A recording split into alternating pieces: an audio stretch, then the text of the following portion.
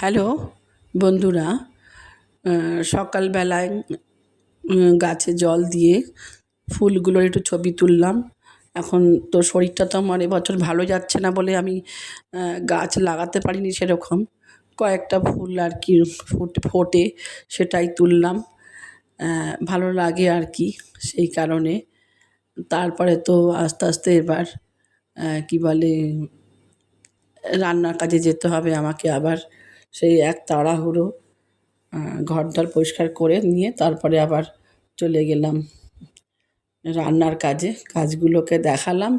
এখন money plant আছে, আর একটা কী যেন গাছ, ওটা মানি প্ল্যান্টের পাশেই আছে। গাছটা বেশ বড়, জানলায় ছিল আগে।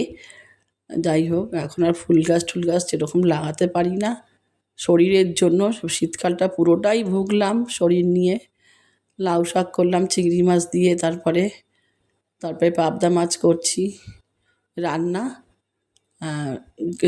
সর্ষে বাটা, সরি পোস্ত আর সাদা তিল। কেমন লাগলো?